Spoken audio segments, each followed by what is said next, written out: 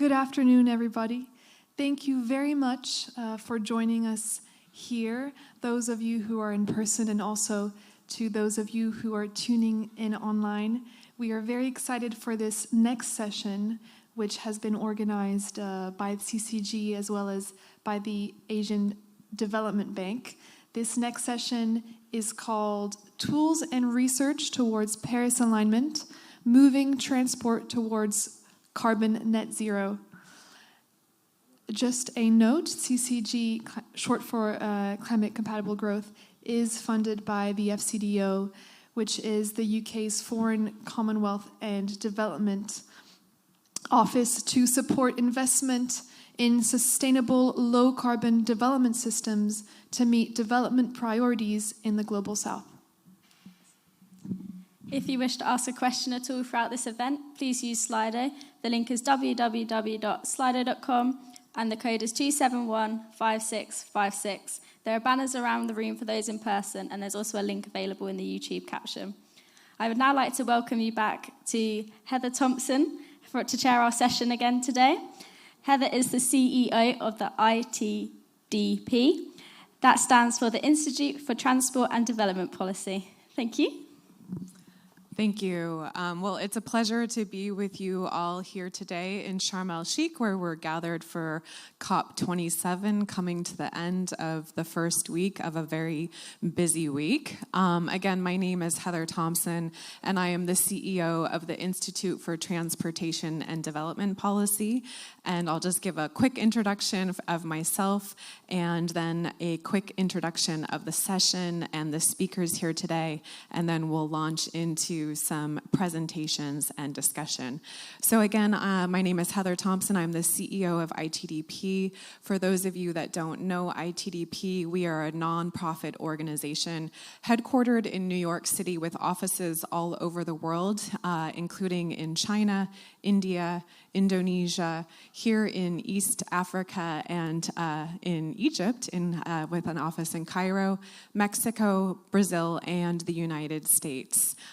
We have more than 35 years of history promoting sustainable transportation with projects and policies in the countries where we work and elsewhere throughout the Global South. We've done a lot of work with multilateral development banks over the years, so it's really my pleasure to be here moderating this session with a lot of friends and partners on the line.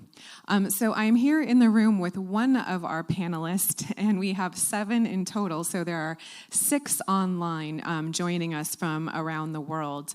And as the title says, the name of this session are Tools and Research Towards Paris Alignment, Moving Towards Carbon Net Zero. And this session is really all about the efforts of multilateral development banks in trying to align their lending, their investments with the goals of the Paris Agreement, which, as we all know, is to get to a 1.5 degree target for mitigating climate change, staying within that. And the banks are aligning their lending, their operations, using research, tools, and data. So that's what we'll be speaking about today. There's several folks that are launching new tools here at the COP, so you'll get a sneak preview of some of the new tools and data that various development banks are launching in this effort. We'll share activities, and we'll also talk about the nexus between the transportation sector and the energy sector, which is so important for the future. So again, this session is brought to you by CCG in collaboration with the Asian Development Bank. So we'll start with opening remarks from Pamela Chiang from the Asian Development Bank, where she will talk about the Asian Development Bank's effort to align with the Paris Agreement. That will be followed by a presentation from Jairo Quiros from the University of Costa Rica on ideas, empowerment, and investment, calling upon a case study from Costa Rica. That will be followed by a presentation from Angelika Zwicky, who is the Senior Sector Economist for Urban Development and Mobility at KfW. And she will talk about a new tool that they just launched with a lot of excitement yesterday with the title Climate Impact Quantified, establishing a new tool for calculating project-related greenhouse gases emissions in the transportation sector. We'll follow that with a presentation from Naomi Tan, who is working with CCG at the Imperial College in London, and she'll present on starter kits for energy and transport modeling. That will be followed by a presentation from Atiq Ahmad, who is the lead transport global specialist at the Islamic Development Bank, and he'll speak about the Islamic Development Bank's efforts to align with the Paris Agreement. And last but not least, we'll have a presentation from Alexandr Prodan, who is the Senior Strategy and Policy Officer for Transport and Connectivity at the Asian Infrastructure and Investment Bank. Again, with an effort, attention to efforts to align with the Paris Agreement.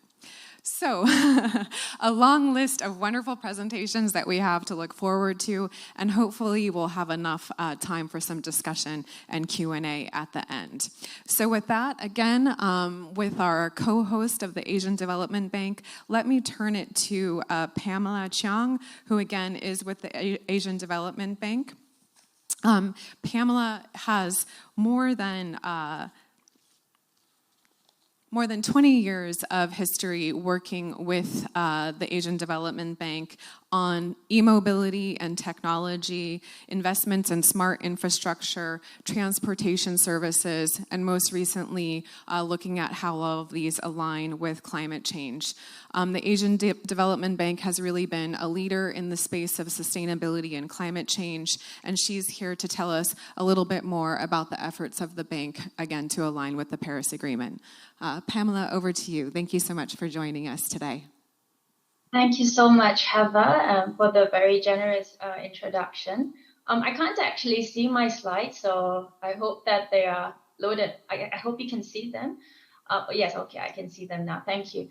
So a very good afternoon to colleagues. Good morning, good evening to other virtual colleagues, wherever you are joining us from. I hope that you're enjoying the inspiring discussions at the COP. And on behalf of the AIIB, I would like to express gratitude for the very strong partnership that we have established with the Climate Compatible Growth Fund as well as the FCDO. We have been collaborating on a wide range of research on innovative transport and energy nexus approaches in the Asia and the Pacific region.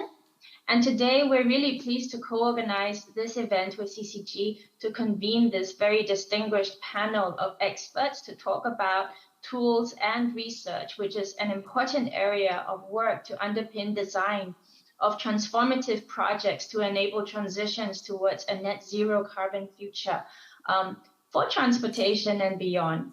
So we will hear more of these later in the session, but for now, I'd like to share an overview on what AIIB is planning to do to align our portfolio with the Paris Agreement. And I wanted to start with sharing AIIB's commitments to accelerating actions to tackle climate change. We have committed to full alignment of AIIB's sovereign operations with the goals of Paris Agreement by 1st July 2023, which is not too far off, and 85% of our non-sovereign operations to be fully aligned by at the same time, and 100% of non-sovereign operations fully aligned by 1st July 2025. And we'd like to double our annual average climate adaptation finance, which will result in a cumulative financing of 9 billion from 2019 to 2024. And we're also targeting to increase total climate finance ambition to 100 billion by 2030. So in this context, let's look at the transport story in the region. So next slide, please. Thank you. So globally, the transport sector, as we all know, contributes to about a quarter of direct CO2 emissions from fuel combustion. with road transport accounting for about 3/4. And the set of graphs on the top right shows IPCC's projection of growth in transport demand for passenger and freight. And it is clear that demand is expected to increase. And when you look at the bottom set of the graphs, the black line shows that Asia's growth relative to 2010 will increase at the fastest rate. So Asia Pacific is the largest regional vehicle market, accounting for 48% of global sales in 2019. And Asia's share of the total worldwide transport emissions is growing. So there is a very urgent need to decouple the transport sector-related greenhouse gas emissions growth from GDP growth. And this will require very rapid action to promote a mode shift, improve energy efficiency, and to reduce fuel carbon intensity. So next slide, please. So how can transport systems become carbon neutral? So in the transport sector, we often refer to the ASI framework, which is to promote avoidance and reduction for the need for motorized travel. And this can be promoted through, as you can see on the slide, digital or online schemes such as telecommuting, e-commerce, e-learning. Shifts can be achieved most obviously by moving private car users onto public transport or mass transit systems such as rail, MRTs, or buses. Improve can be achieved by enhancing operational efficiency or improving technology for mobile assets like cars, buses, boats, ships, trucks, and as well as e-mobility. And we believe that e-mobility will be one of the very important levers to support low carbon pathways. And crucially, I've also added a couple of other points to consider on the right-hand side, in addition to the ASI framework. And these are, for example, planning, which include, for example, development of strategies on low carbon pathways and roadmaps, policies, regulations, and targets, for example, removing fossil fuel subsidies, introducing carbon taxes, introducing EV sales targets, etc. And these really do need cross-sector collaboration through multi-stakeholder working groups to coordinate and ensure that the intended outcomes will be realized. So, for example, it's not feasible to introduce carbon taxation when low carbon alternatives are not readily available or affordable. And it will be futile to set EV targets, right, when the transport infrastructure and grid connectivity are not compatible. And finally, as we all know, we need financing. Next slide, please. So I wanted to take the opportunity to share an analysis that we looked at for the lifetime emissions of fossil fuel vehicles. So the bubbles represent the lifetime GHG emissions for different land transport modes. And we found that the largest emitters are actually the buses and the long-haul trucks. And this is followed by urban trucks, taxis, passenger cars, and finally two-wheelers. So technically speaking, it's the most efficient to tackle buses and freight trucks, right?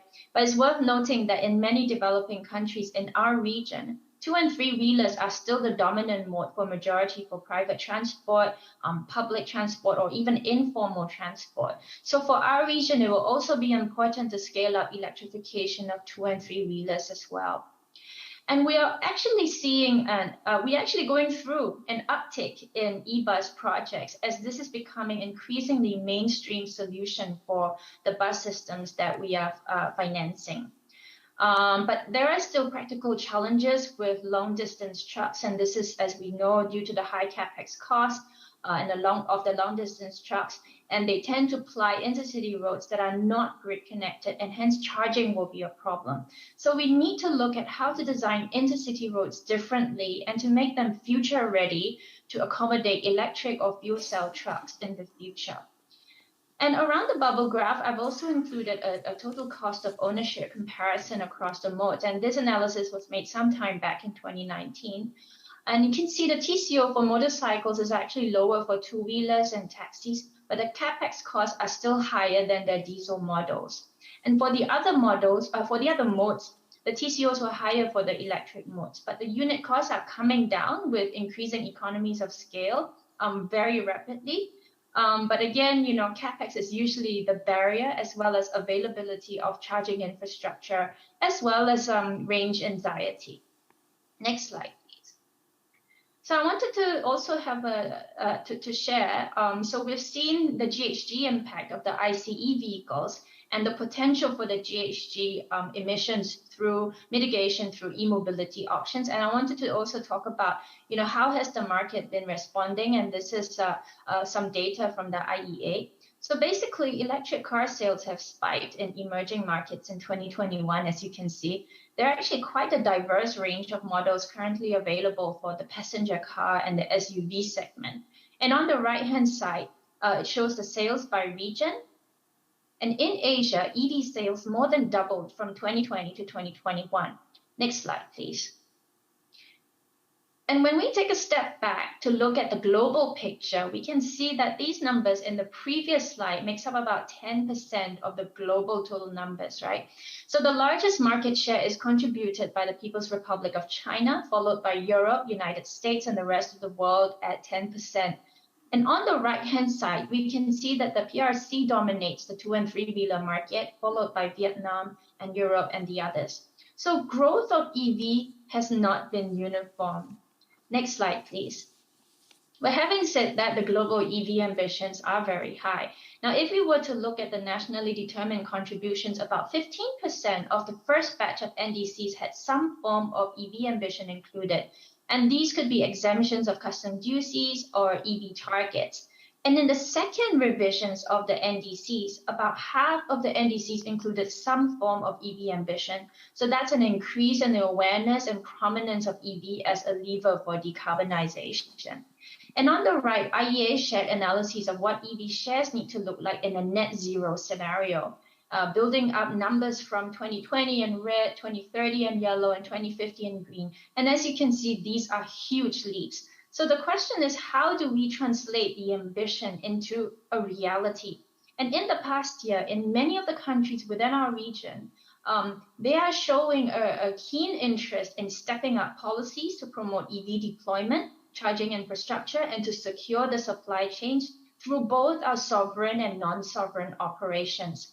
So, for example, Thailand announced ambitions for 30% of domestic vehicle production to be zero-emission vehicles by 2030, and 100% of new vehicle registrations to be zero emissions by 2035. And in South Asia, as you know, Government of India has launched so far the FAME2, the Production-Linked Incentive Scheme, draft battery swapping policy, special electric mobility zone, and much more. So whilst the uptake in EV has been quite uneven, there is now a variety of opportunities for countries to leapfrog carbon-intensive patterns to decouple GDP growth and GHG emissions. Next slide, please. So low-carbon technologies for mobility are evolving rapidly. And I've lined up the modes from left to right in a very rough order of the ease of decarbonization. And on the left, we have the cars, the small boats. Technology is relatively more mature for these modes, but there are still challenges to these, mainly in the higher capex cost, making charging infrastructure available and how to incentivize the uptake of these modes given the higher costs. And for buses, the technology is generally available. And as I mentioned earlier, we're seeing uptake in our regions, for example, in Philippines, Indonesia, and in Singapore, and likely many more to come in the very near future. So the challenges arising are the business models actually for the e-buses. Should operators buy and maintain their own or to lease? And there are pros and cons that needs to be considered.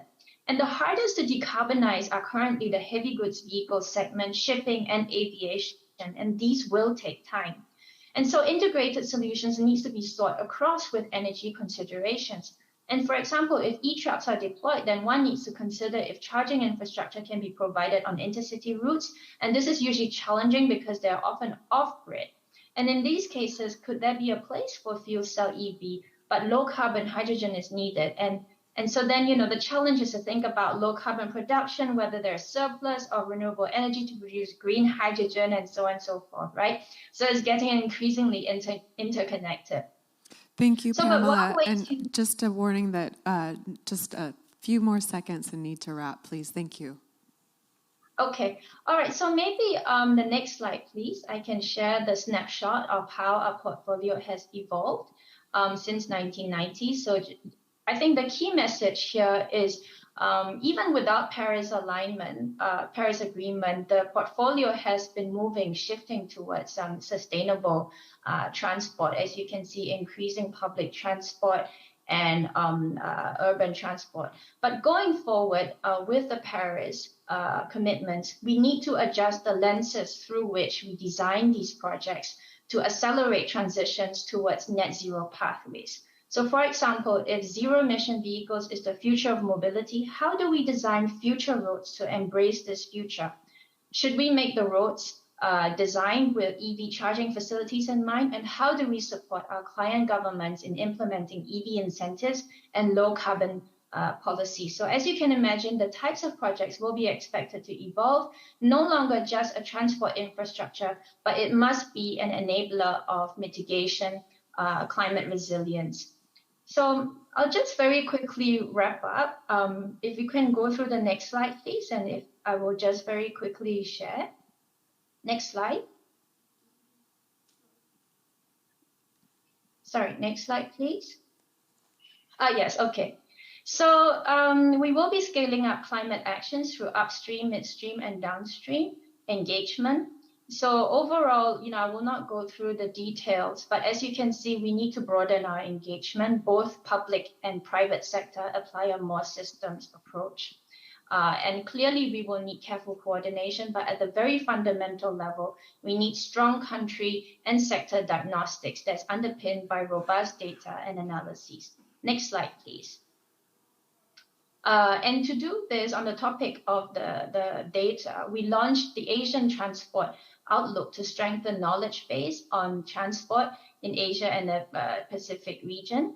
And this is an open data resource that creates an institutionalized process for transport data, policy information collection, analysis, and documentation. So I've included a link in green at the bottom. Please do visit the website. It's a very interesting database for all our developing member countries. It covers 51 economies, and it's centralized policy instruments in there and various data that can support your project analyses. And on the final slide, and I promise it is the final, we are collaborating with CCG and FCDO to develop tools to support country dialogues on low carbon pathways. And so the whole idea is to develop analytical approaches to support rapid development of low carbon pathways for transport sector, to facilitate the development of future strategies and investment pipeline in line with DMC's climate ambitions. So to round up, I just wanted to share that I would leave with a final statement. There is no definitive pathway, but the choices that we make today will shape the long-term trajectory of our collective climate ambitions. So sorry I ran a little over time, but I do hope that's helpful. Over back to you, Heather. Thank you. Thank you so much, Pamela. A round of applause here in the room. It's hard to fit so much good information into 10 short minutes. You did a great job, and you really shared so much. So thank you for that. And I think what was really clear, again, as we want to bring out in this session, is the nexus between getting the finance structured well and the challenges of CapEx, OpEx spending, but also the challenges of the nexus between transportation and energy. So thanks for sharing your insights with us, and hopefully we'll have some time for some questions for you. So let's go across the world to Costa Rica, where we have Jairo Quires, again from the University of Costa Rica, who is a PhD in electric mobility from University of Manchester, but currently at University of Costa Rica. He has decades of experience working with multiple multilateral development banks, including the Inter-American Development Bank, the World Bank, the United Nations, and the German Technical Cooperation. So let me not spend too much more time on introduction, so I can pass it all over to you to share some insights with us. Thank you for the introduction and stuff. Everybody is doing great. Let me talk a little bit about the experience in Costa Rica, maybe deploying many of the things that Pamela was previously mentioning. So this talk is going to be discussing ideas that we had, how we empowered a local team with the support from colleagues from international colleagues. Particularly, we've been working quite a lot with Professor Mark Howells and his team, and then how different MDBs have been investing into this. And I'm going to be presenting the case of Costa Rica. So I'm Jairo Quiroz. I'm professor at the University of Costa Rica. Most of the experience can also be looked at into this academic article. So let me start with the idea that we had a long time ago, which was decarbonizing the Costa Rican economy. As many of you may know, Costa Rica produces almost 100% of the electricity from renewables. So it's actually 99.5% of total electricity being produced by renewables. Large proportion of that comes from hydropower plants. We've been increasing the share from wind and solar power as well. And we have a quite important proportion from geothermal, provided that Costa Rica is full of volcanoes. So if you come to Costa Rica, you may visit as well volcanoes, which are beautiful, by the way. So we started with that idea, but we had a problem in the transport sector. About 70% of the total energy in Costa Rica is consumed in the transport sector. So that's like our next step towards decarbonization. And that was the vision we had a long time ago. And we started to work with Professor Mark Howells on creating local capacity through a series of workshops, through a series of in Costa Rica and in abroad.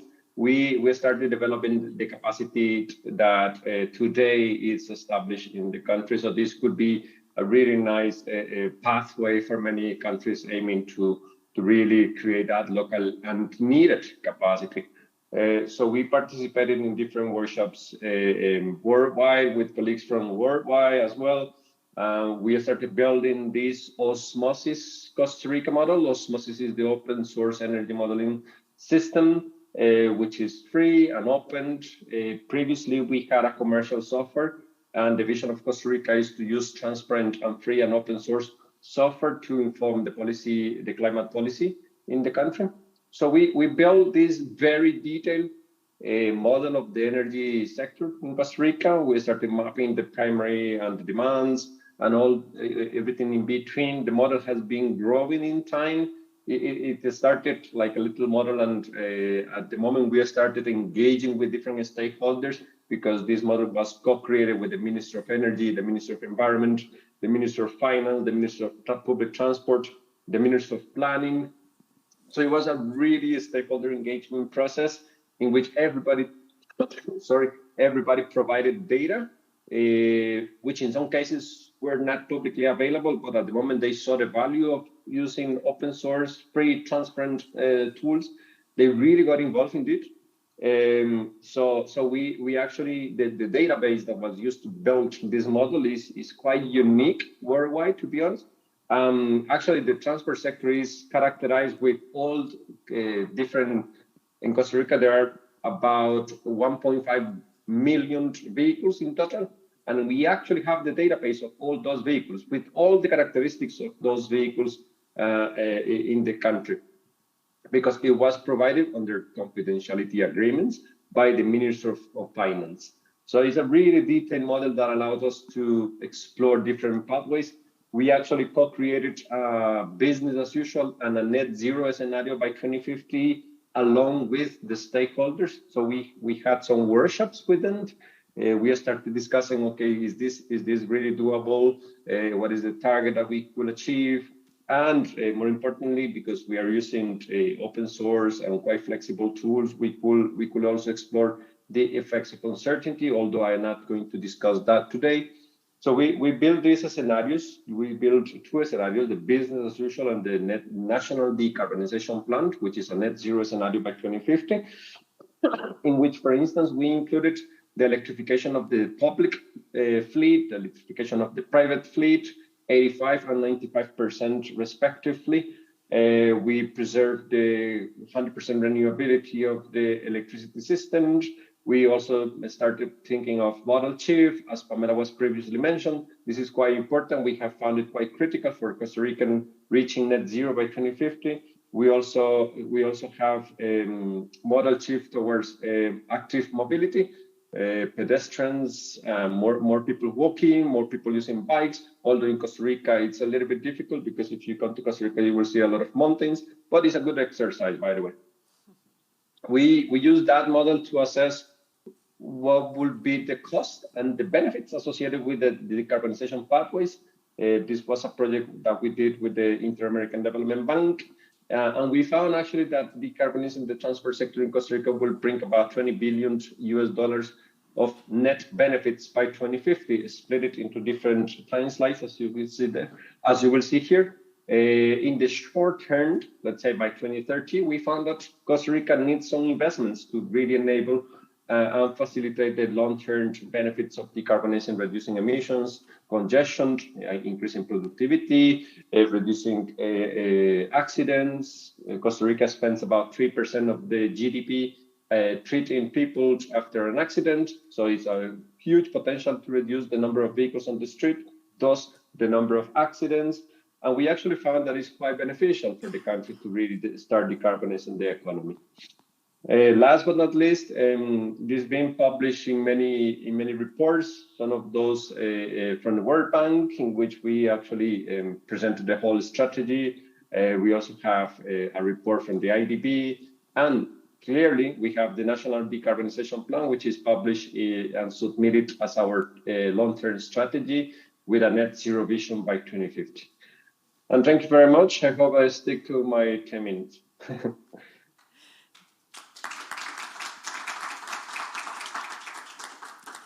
Thank you, Jairo. Not only did you stick to your 10 minutes, you were under your 10 minutes, so bravo. I always find it so wonderful to moderate these sessions because I learn so much, and it's great to hear that Costa Rica continues to be a leader, not only with producing renewable energy, but also providing data and tools that are open source for others to use. It's really an incredible asset for the world. And taking note of the economic development opportunity there, $20.5 billion for a small country. It just goes to show how much opportunity there really is in the rest of the world in total to move to more clean technologies. I also took note of your challenge with hills, but that's the beauty of e-bikes, right? E-bikes can go up those hills despite the hot weather. I'm from San Francisco, and I know e-bikes have been a great solution in our hilly city. So another great advantage for e-mobility. So thanks so much for sharing your examples from Costa Rica. So let's go back around the world to another place, to Germany. And I want to turn to Angela Zwicky. I was in communication with by email yesterday, and I know she was busy all day with a very exciting launch of a new tool there for KfW, which she is here to share with us. Very exciting on establishing a new tool for calculating project-related greenhouse gas emissions in transportation. And we know that as banks are moving to greenhouse gas reductions, they really want to understand what they're contributing to. So Angelika has more than 30 years of working in the transportation sector, starting with rail, but moving from rail to all of the other modes of transportation. She's covered it all and has worked in more than 35 countries around the world, so a ton of experience, and currently is advising the German government and KfW portfolio managers in this topic. So over to you, Angelika, to share your exciting news on your new tool with us.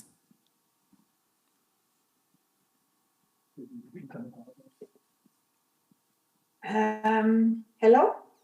Yes, we can hear you. Over to you. Great. I can't see whether you put my slides on, but I want to talk about climate impact quantified. And on the second page, there's a brief overview. What I'm going to talk about, first of all, climate mainstreaming in financial cooperation. And then there are already some good tools around in the market, but why another one? And then I'd like to introduce some main features of our new greenhouse gas emission calculation tool. And last but not least, of course, such tools have chances and challenges. I go very brief to that one. Next slide, please. The KfW has embarked on a real big program, which is called Transform, for all companies of the banking group of KfW. So that's a financial corporation arm, but also the domestic arms and the private arms. So they want to verify and increase the SDG contribution of our financing activities. They want to come close to compatibility with the Paris Agreement, and there's perceived more and more environmental, social, and governance risks, so that is also addressed. But of course, as we are in COP27, I want to talk about Paris Agreement. We have started the climate mainstreaming process. Next slide, please. What we want to achieve: more information and comprehensiveness and documentation on the climate relevance of our projects, and the systematic application of risk assessments in the local circumstances we are working on. And of course, a standardized greenhouse gas accounting aligned with international standards. And by that, more impact, more Rio markers. So we want to shift our portfolio that it's really climate relevant for adaptation and as well mitigation impacts. And more efficiency, because simpler handling of highly complex cross-sectoral topics challenges us, and there we want to get more transparency of climate topics. Next slide, please. We got better, as you can see in the figures. From 2010 to 2020, we almost doubled our climate relevant portfolio, and this trend is continuing. How we did it? By sector information containing specific sector risks for all sectors: energy, water, agriculture, biodiversity. Then these greenhouse gas accounting tools. We introduced also climate risk insurance products for all sectors, and of course internal improvements via apps, etc. How does this translate into the transport sector? Next slide, please. In transport sector from 2017 to 2021, we spent almost 2.2 billion for climate mitigation projects in the transport and 400 million for adaptation projects. Mitigation is almost entirely in urban environment. The adaptation projects are more in rural development projects where transport components are included. We are not on top of all. The overall is 3.9 billion. But there are also policy-based landing projects which did not get a Rio marker. So that does not mean that there are not climate components incorporated. Coming from the general to the more specific, why we need a climate emission calculation tool. Could you go to the next slide and the next one? Okay, we started with definition of requirements. What do we really need? I want some most relevant requirements are given in this table. I want to pick 3 of them. project types. Of course, we wanted to our entire portfolio represented, starting with rail projects, with road projects, with BRT, with non-motorized projects. So all project types needed to be incorporated. We wanted to have it ex ante because already in the planning state and ex post, and it should have a time horizon of 20, 25, 30 years variable depending on investments made. As a second step, next slide, we did a big benchmarking exercise with existing tools, because if there is something on the market which fulfills our requirements, we don't need to establish a new one. And we benchmarked 14 tools, 15 guidelines, and matched them with the requirements and decided. And then third step, please, next slide. We were in consultation with some partner banks like AIIB or World Bank, and also with the International Development Finance Club. Next slide. Finally, we decided to establish our tool, and we had with IFOI a competent partner. IFOI was founded in 1978 as independent non-profit environmental research institute. Some of you might know them also because they developed also the Mobilize Your City tool. And IFOI accompanied us through the entire process. Next slide. Release, here are we now. Heather mentioned it yesterday. We had a big in-house release of this tool and acquainted our staff with the specific features. So that's really brand new information. And what will come in the future, of course, updates, and we planned already extensions. Air quality is presently something which drives us, and as we know, many cities in the world. Next slide. The GHG accounting principle methods in financial corporation. For the sake of time, I don't want to go into the details. For those who are interested, there is a brochure on our website, Materials and Development Financing, Greenhouse Gas Accounting Methodology.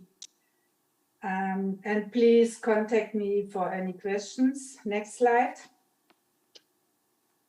Just wanted to state that, of course, the tool is compliant with the PCAF guidelines, with our own general guidelines, and with the ETHO methodology. Other international methods like the Greenhouse Gas Protocol are already included in above mentioned 3 documents. Next slide. So what we are doing, the scope of emissions applied in the tool,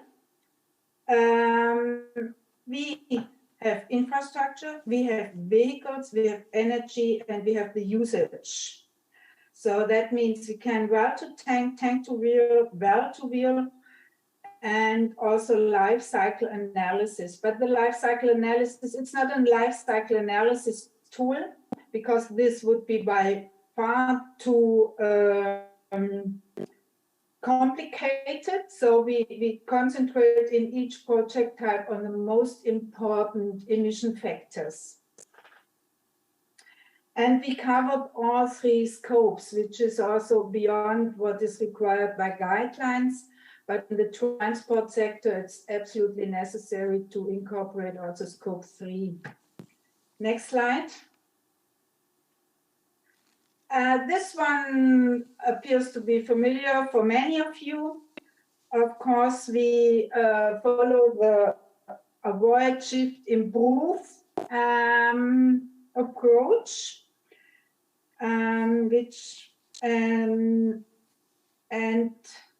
which means GHG emissions are calculated by transport demand, the specific energy consumption, transport demand, for instance, in vehicle kilometer, passenger kilometers, energy consumption, and the specific greenhouse gas emission factor of the energy consumed. And for the construction phase, we use optimized construction methods and materials. There's some saving potential. So, next slide. The structure of the tool, main features. The tool allows a quick check when the data availability is rather limited. And there we work with a lot of defaults. We have 50,000 default numbers for various items, starting with cement consumption and going up to batteries. And then there's a possibility to have a detailed approach. That is really when we have detailed data available from feasibility studies, and then you can replace defaults by specific available data. So for each project, emissions calculated for construction and operation, and the savings are the comparison between business as usual and the with project case. Just a minute to wrap, and just yes, 1 more minute to wrap, please. Hurry up. Okay. And for the allocation, of course, we use only the share of KfW net emissions according to the share what we really finance within a project. So the calculation approach, next slide, we leave that. That's for those who want to have more details, what input data goes in. Next slide.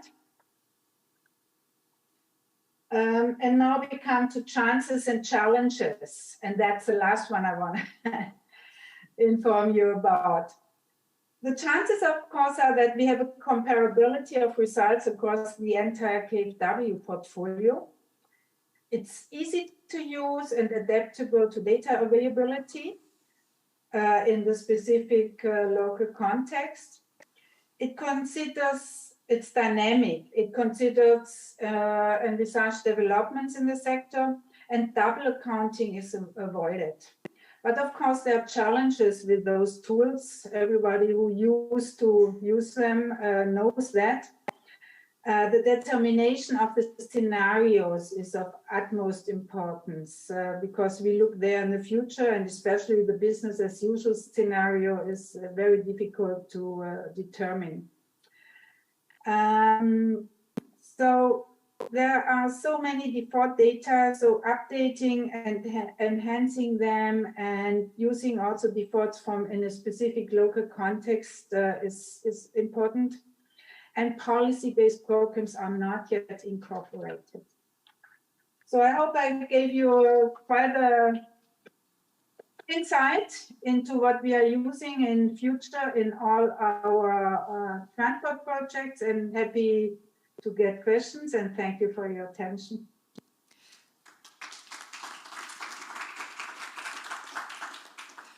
Thank you, Angelika. That was fascinating. It's really incredible to see all the detailed thinking that has gone into that. I think one of the things that I was really impressed with is that you're not only looking at mitigation, but also avoided GHG. So often, especially in the transportation sector, we're just looking at mitigation. And, you know, when we're talking about avoid, shift, and improve, avoid especially, which I think is our biggest challenge and our biggest ambition, it's often those avoided emissions that are so important and so challenging to calculate. So wonderful to see that that's really core to the model, and hopefully we can come back to you with some more questions.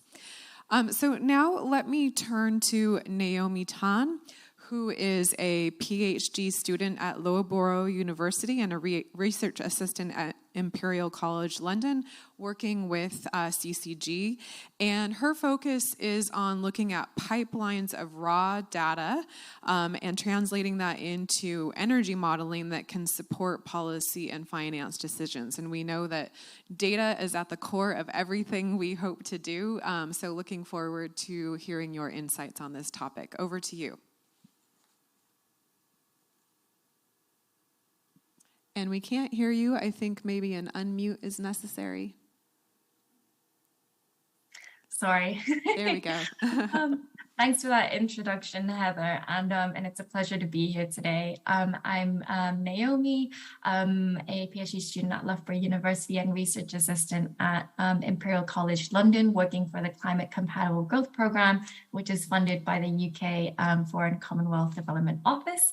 Today, I'll be talking about our 2022 transport starter data kits and how they can be used in a tool called MADE, which I will explain in more detail in my slides. So, like I said, I'll go through the transport starter data kits. I will go through the tool called Model for Analysis of Energy Demand, and MADE for short. This was developed by the International Agency of Atomic Energy. And lastly, I will show some example outputs. So, first of all, energy and transport modeling analysis, examining the potential energy pathways for decarbonization planning is vital for policymaking. But where do we start? So this is where the CCG Transport Starter Data Kits come in. The CCG Transport Starter Data Kits are in collaboration with the SLOCAT Partnership on Sustainable Low Carbon Transport and are a set of data and data notes with simple models on transport for 60 different countries. So these countries are highlighted on the map on the right of this screen. So the countries in red represent countries which we have the first version of the data set for. The countries in blue represent the countries whose data sets are currently being developed.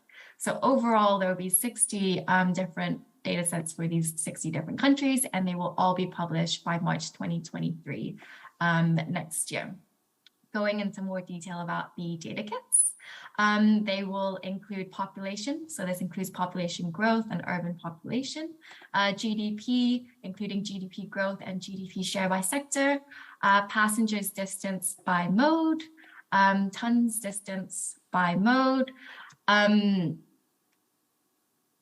vehicle fleet number, energy intensity, and load factor. So this is what we aim to cover in our transport starter data kits. And all of these data sets can be found on the CCG webpage. You can also write down CCG starter data kits on Google, and it should be the first thing that shows up. So over here, we have energy and transport data set. So the energy data sets were what we did last year, and this year we're focusing on transport.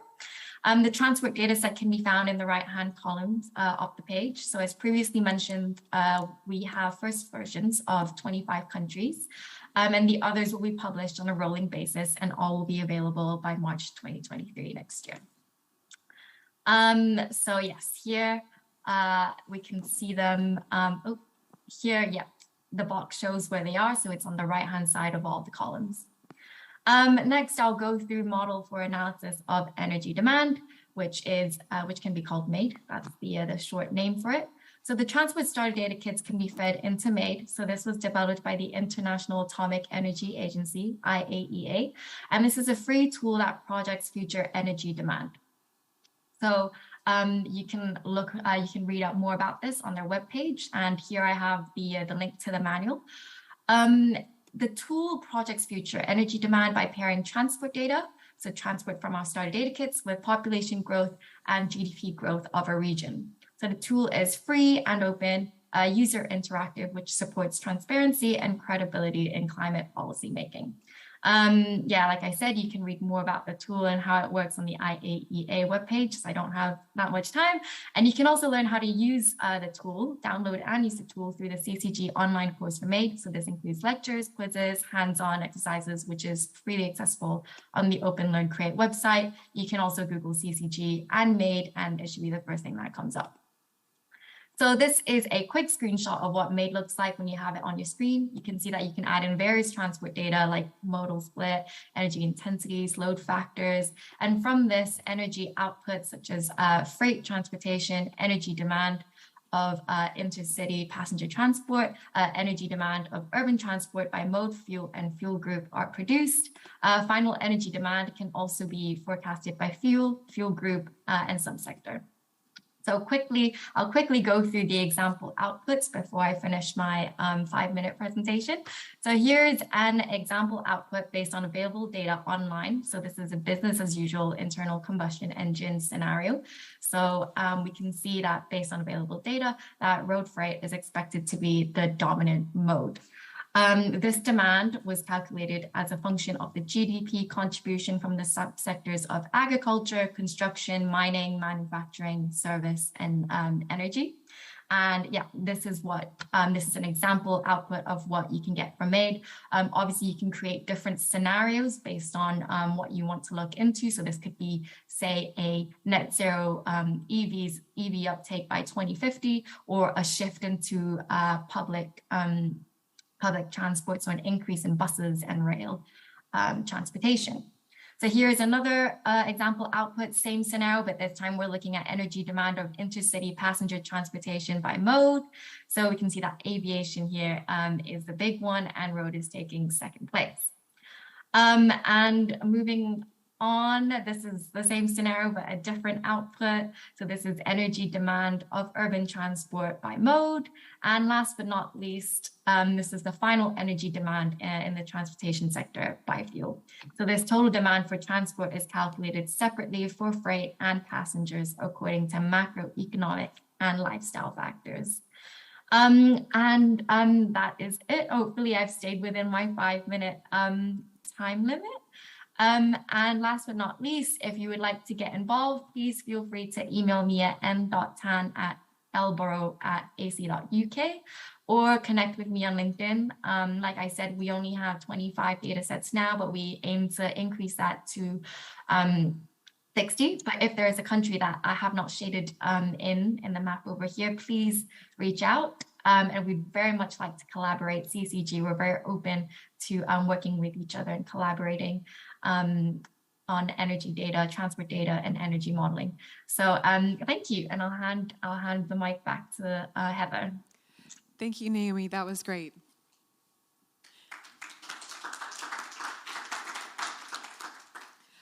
Very exciting. By March next year, 60 countries. That's so ambitious. And it's amazing how just basic information about modal split, which is what we're all trying to achieve, is a more beneficial modal split in all of our urban centers.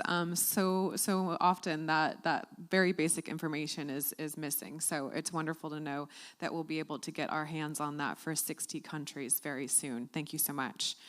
Well, let me now turn to my other side. Rather than looking at the big screen to my left, I can look at a human being here in the room to my right. Daniel Bongart, a good friend for many years, head of transport at GIZ, and you're here today to tell us about a new initiative, the Transport Data Commons. And Daniel has been working with GIZ for many years. He's currently at the head office in Bonn, but spent more than 5 years at the operations in China. So lots of experience in the field as well. But tell us about this new initiative. Thank you, Heather, and thank you to CCG for the invitation. I'm with GIZ, as you said, but I'm not here on behalf of GIZ, but on behalf of a joint initiative, which is called Transport Data Commons, and it includes quite a number of organizations, and some of them you already have seen on the screen today. So I would like to briefly let you know what we have been coming together to and why we would like to work on more better accessible data. So if the slides could be set up. So I would start, and I am able to navigate myself through the slides and don't have to say one. So this is Lord Kelvin, and I love to start with this slide because he said a long time ago already, if you cannot measure it, you cannot improve it. This measurement, that what we have heard today and what many partners are working on to really get good data about. So this is at the key of all of our initiatives that we are working at. And we need to prove that those initiatives that we are starting and the climate actions that we are putting on the road, that they are really effective and have an impact in the end. So why are we involved as GIZ? We are the German Development Corporation, and we work with developing countries. So we support countries in developing their climate strategies, their NDCs, specific mitigation actions. Later today we have another session on how to access finance. But wherever we go, we see, okay, the data situation in our partner countries is sometimes challenging. And there's a big demand from colleagues to support them in improving the data situation. And why this is so relevant? It's so relevant because the projections, if you look here at the ITF business as usual scenario, is set that the bulk of the emission increases in future will come from developing countries. So there's a rapid development, there's a huge growth, and so this growth really needs to be tackled in a way. And if we don't know and understand how the growth is going on, that will be a challenge. But, and I have to say, at GIZ we do the same mistake. Our data that we are collecting and putting together with the partners, it's often only published in PDFs. We upload it on our website, so it's downloaded, and then maybe we have to find some students that extract the data back from the PDFs into databases and so on. This is on some urban studies, it's sometimes on national level studies, sometimes on global level studies. So at least we at GIZ, we do not have a publicly accessible database where we can publish over a long time what we are doing together with our partners. And even within the partner countries, the data is often scattered in different publications or databases, or even not published at all.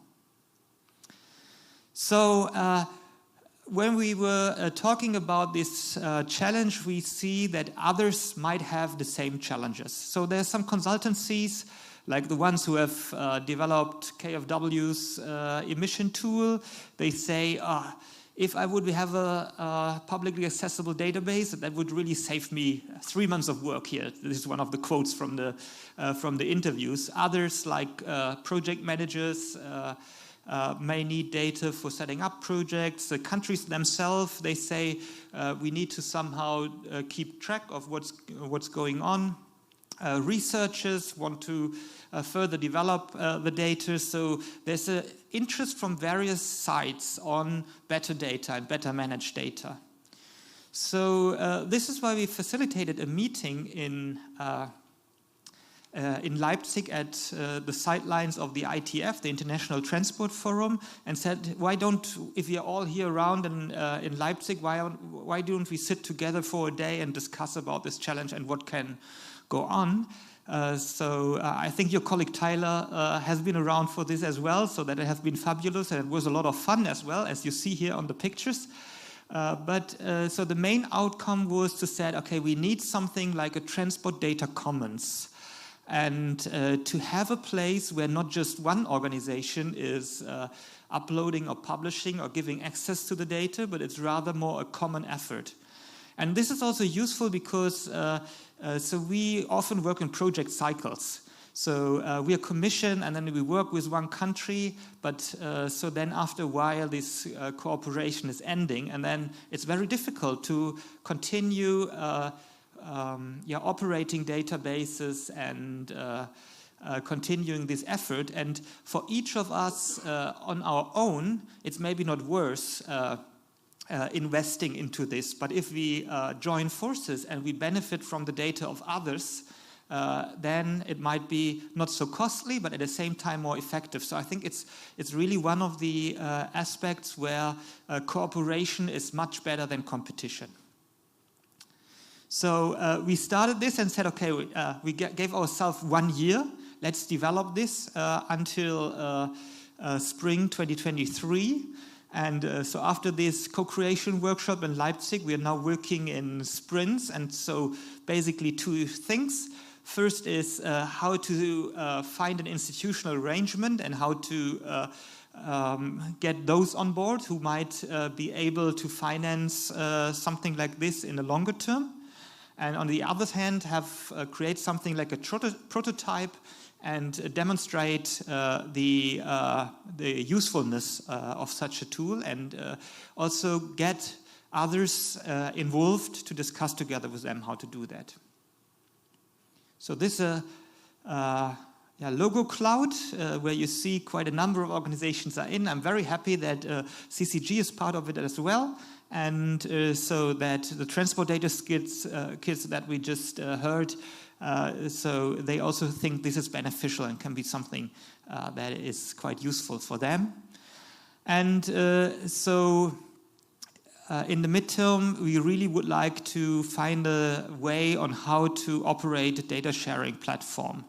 So what we are looking for is colleagues and people who would like to contribute in kind, whether it's staff time, whether it's server infrastructure or some data sets that they say this is quite useful to work with.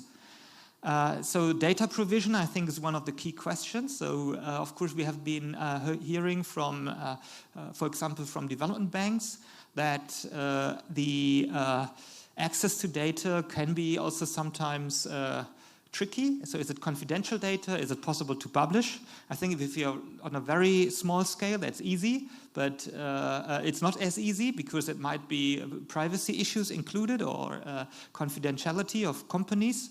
But when it's more on a broader level, national scale data or city level data, it would be much easier. Of course, there would need to be some core funding. So if anybody's in the room with a big pocket of money, please come to me afterwards.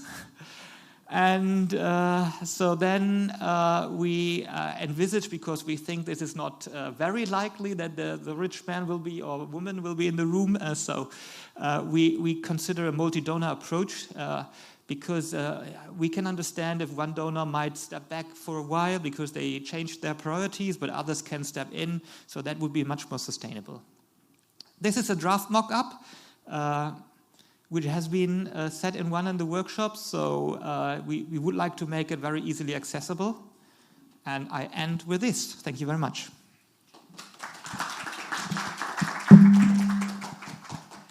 Thank you, Daniel. And yes, I know my colleague Taylor was in the room at that very stimulating discussion at ITF. I think everybody at ITF last year was talking about how fun the data session was. Like, how often do you hear that the data session was the most fun session? But clearly, there are a lot of folks around the world that are hungry for more data, and it's wonderful that GIZ is taking this upon themselves to create a platform for it. You touched upon, so many opportunities to bring together open data, available data, and something that we need to focus on, but also the challenge that a lot of the data is privately owned. And I know that's something that our team often is challenged with when we know people are holding phones and are riding on shared vehicles with companies of various sorts, and it's such important data that more companies should feel the duty to share. Hopefully with our overall challenge of climate change, more companies will feel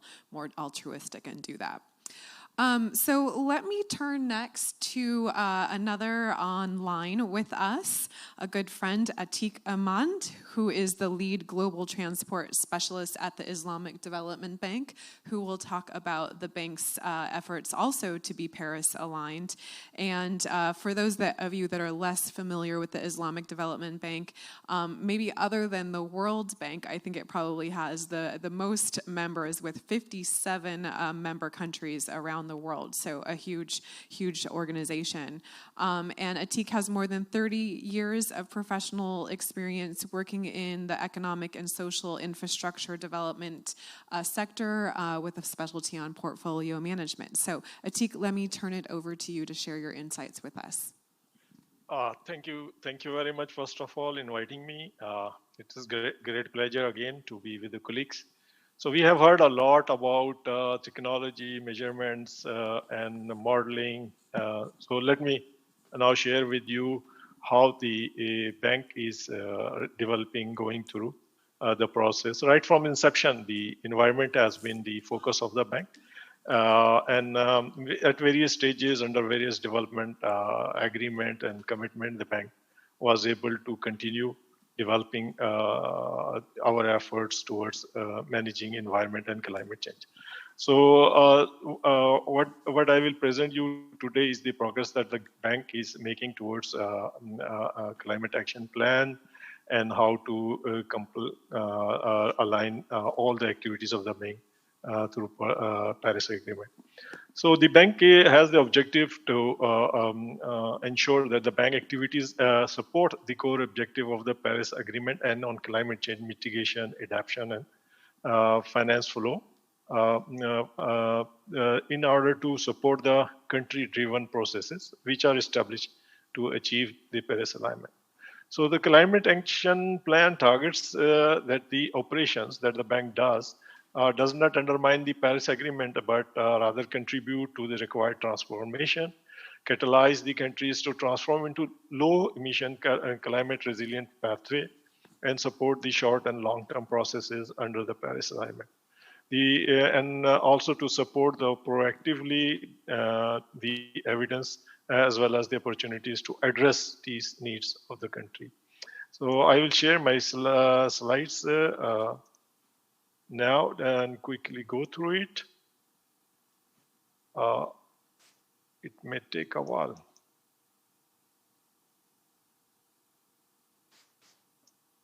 I don't know, I am unable to actually share the screen.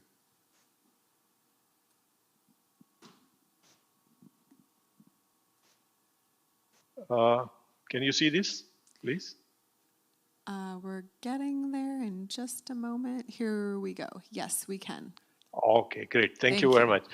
So, the bank key element of aligning the operations is based on the MDB approach to the Paris Agreement, which is built on 6 building blocks shown here. And I will just quickly go through the progress so far made by the bank towards these. Under building block 1 and building block 2, alignment with the mitigation goals and adaptation and climate resilience operations, the bank is using developing some tools to measure the greenhouse gas accounting system. This is underway, and it will be finalized by 2022. It will be having 2 outputs, which will be a guideline for the IsDB greenhouse accounting system, and a staff handbook for implementing the greenhouse gas accounting system and a sector-specific project level greenhouse accounting tools and methodologies, which will help the banks to really account for what the impact our efforts are really making towards Paris alignment. The second tool is the physical climate risk management system, and this will really provide the physical support for managing the climate actions. So bank is using this screening decision metrics and also the climate risk mitigation metrics for the BB1 and BB2 building blocks. These let me share with you that now the bank, all the operations that bank considers, these tools are used, and the project are screened and relative rating are given, and also the climate is mainstream in the project implementation. The third thing that the bank is doing towards BB1 and BB2 is to building the internal capacities and mainstreaming the climate change action within the bank.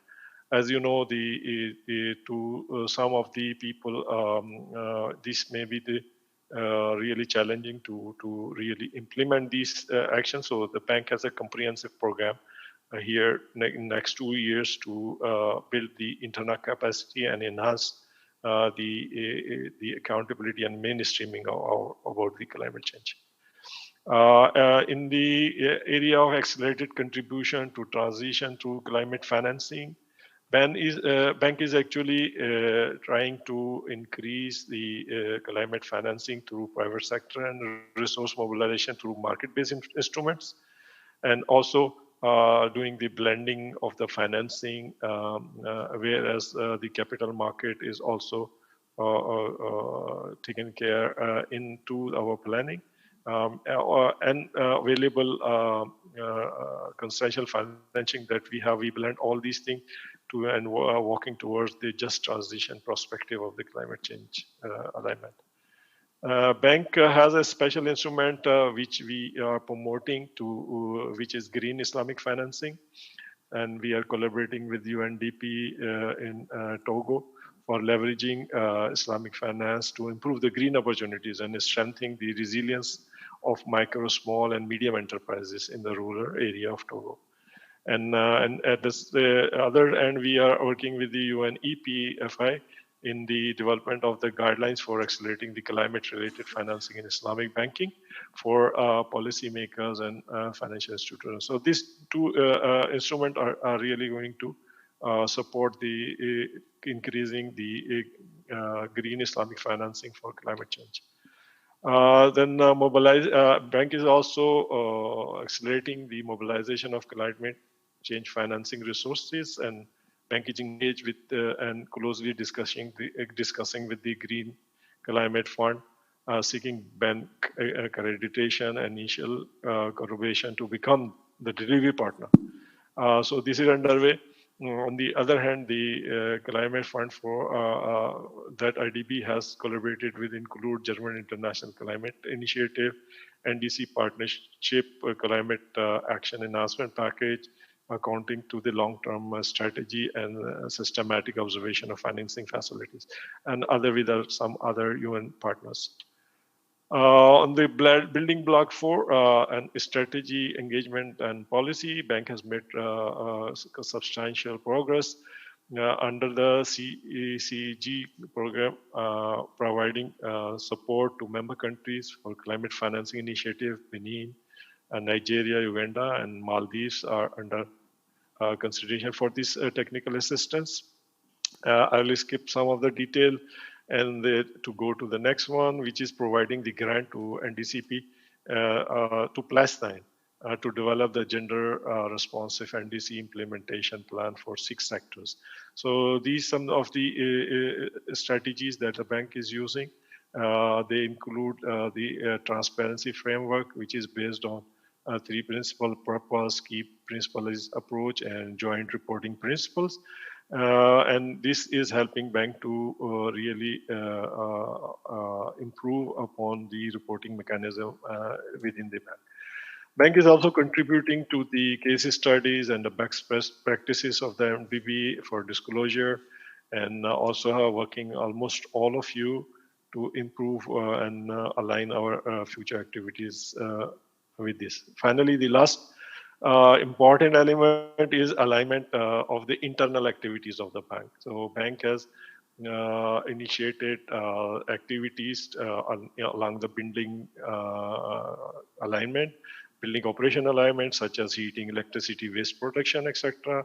And on the staff mobility, on keeping the fleet clean with clean fuel, and staff movement on cleaner transportation mode. The procurement of goods and works and services, they are supporting these initiative internally to have the required elements available to. The treasury is also providing capital retained earning and borrowed funds for improving the situation. And we are also taking the help of the pension funds for support, and the governance structure is also improved. So bank has actually doing quite good in this aspect. We are measuring and on the reporting, procurement, and engagement of staff, and we are working in setting target for travel, EMS, environment certifications, and working with the pension fund and treasury. So the progress on BB6 is the climate change has been successfully mainstream, and bank has almost developed the sector policies to align their strategies with the climate change and alignment with the Paris alignment. So agriculture, rural development, water and sanitation, urban transport, energy and health, and others have already these strategies and policies developed, and they are under implementation. So, and as I said, internally, the bank is making effort to ensure that all the internal activities of the banks are aligned to the Paris Agreement. I think. So the bank roadmap for the alignment of financing flow with the parent agreement includes, we started very focused on in 2021, and we want to be fully aligned on all our solvent operation by end of 2023. Thank you very much for your support and patience. This was what I wanted to share from the IDB side. Over to you, Heather. Thank you, Atiq, for sharing all the efforts of the Islamic Development Bank and also some examples of the work that you're doing with your projects in country. I couldn't help but notice the huge variety of projects and places that you're working in, which I'm sure is quite a challenge for you all, but it's great to hear your efforts for mainstreaming. So we have just a few minutes left, and I think just enough minutes for the last presentation, so I'm not sure that we'll get to Q&A. But last but not least, let me turn to Alexandr Prodan to join us from the Asian Infrastructure Investment Bank, one of the newer banks in the group. And Alexandr is a Senior Strategy and Policy Officer for Transport and Connectivity at AIIB, and he is going to tell us about the bank's efforts to align with the Paris Agreement, which is his responsibility at the bank. Prior to joining the bank, he served as a consultant in the transportation sector with experience with more than 24 countries. And so let me turn it over to you, Alexandr. Thank you very much. I apologize in advance for my audio. This is the best I could do. I'm on the road at the moment. We've heard a lot of interesting presentations today. We heard a lot about data. We heard a lot about other banks' efforts to align themselves with the Paris Agreement. So let me just take a step back, give you a 1-minute overview about who we are, as some of you may not know who we are. So I'll show you two intro slides in 1 minute, and then I'll let your eyes rest and tell you the story about what we're doing, how we came to where we are today as far as the Paris alignment is going. So who is AIIB? I'm assuming you can see the slides. Please let me know if you can. Yes, we can. Okay, perfect. So we're a relatively new multilateral development bank. We were established in 2016. We're up to 100 members. We're AAA rated by the top rating agencies. We have, at this point, over 100 projects that we've completed, and the number keeps growing every year. So what we're trying to do is we're trying to focus our efforts in a number of sectors, and when we do project financing. So unlike some of the other MDBs, we do not do technical assistance, although we have some facilities that we have access to do technical assistance. We mainly focus on project financing in four key areas.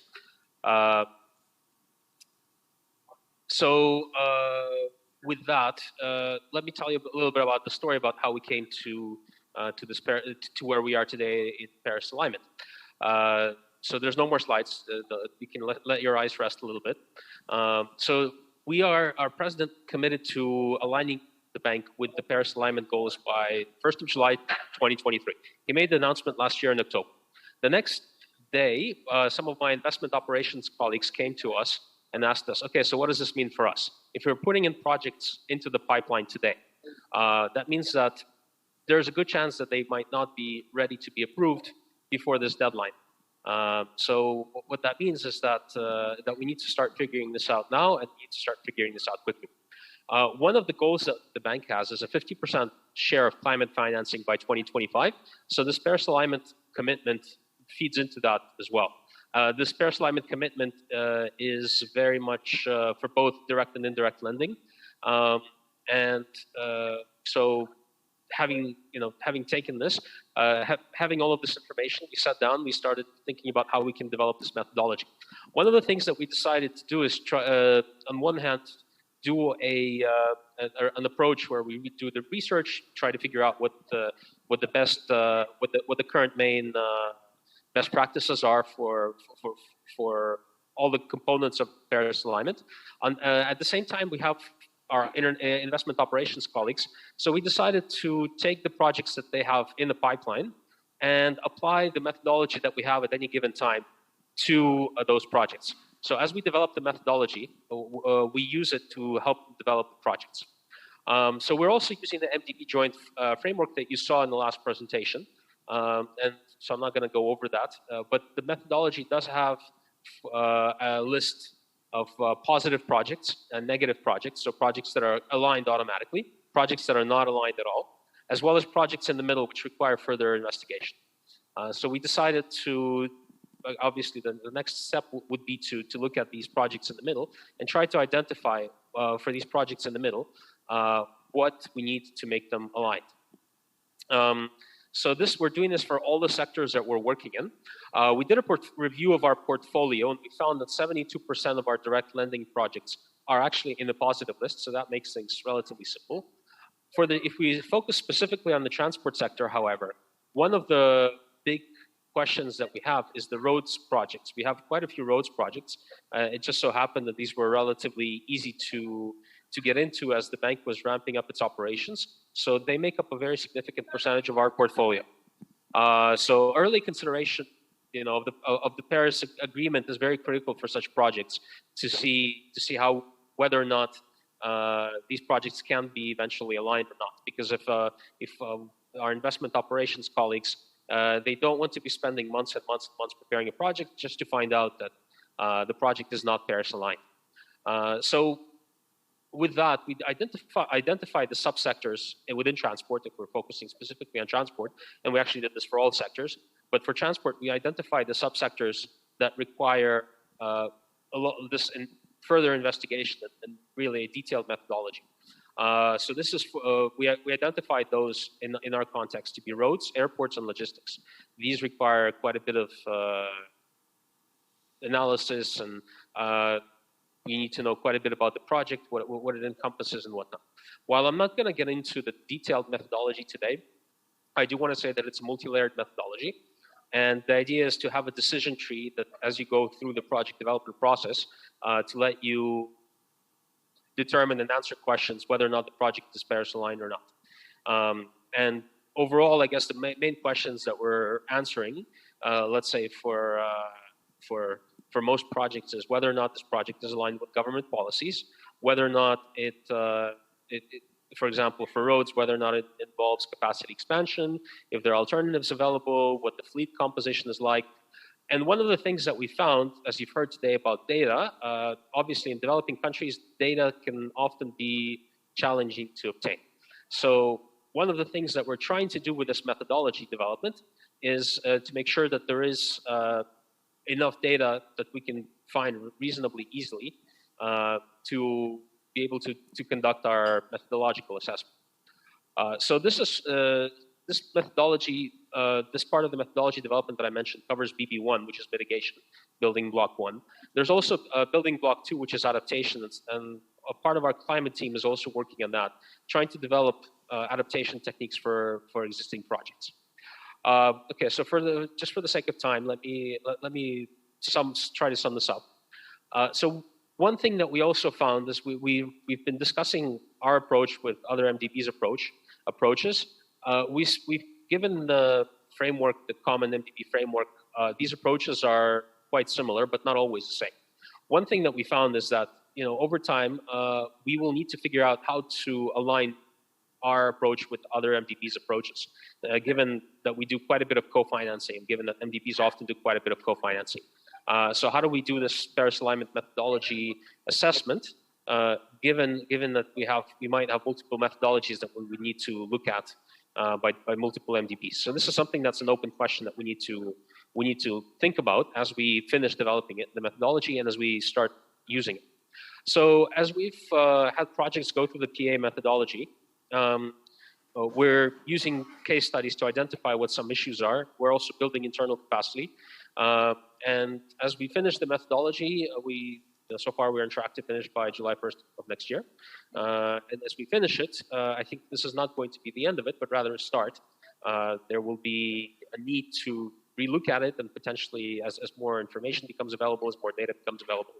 And it will be interesting to see where this all goes. And it's a very exciting time to be working in this space.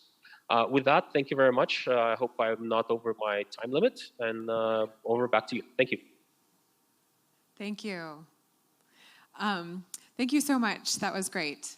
And it is great to hear more about AIIB. I think, again, being one of the newer banks, there's less information out there about your operations, so it's great to hear a little bit more about what you're doing to align with the Paris Agreement. And it's also great that you brought up the importance of road projects. I know road projects are such a big part of most banks' portfolios, and the results can be quite mixed.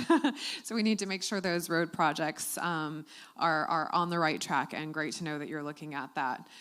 So I think we're out of time, unfortunately, for Q&A. I know there were a lot of participants in this group, so I was a little worried that might happen, but we got a lot of great information, both on the practices of the banks, new tools, research, and data that's becoming available. So hopefully that was a value to all of those here in the room and all of those listening online.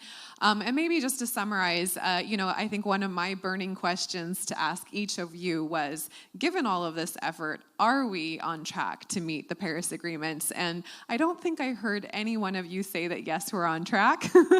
I know that is a challenge, but hopefully we're getting there. And what I did hear is that there's a lot of effort going on to think more about the bank's lending, to think about new tools, not only tools for assessing lending, but also for new projects, policy-based approaches, blending different financial vehicles, and trying to do more with the money that we have to invest in a more sustainable, equitable transportation for climate change. So hopefully we're on the right track, and we can continue to meet in venues like this to exchange information and make sure that we're going in the right direction together. So thank you for all of you that are joining us here in the room, and those of you online. Again, I hope that you learned a lot. And thank you for all of the participants here in the room and online for taking the time to share with us your insights and your recent work on this initiative. So thank you so much, and thank you to CCG and Asian Development Bank for hosting us.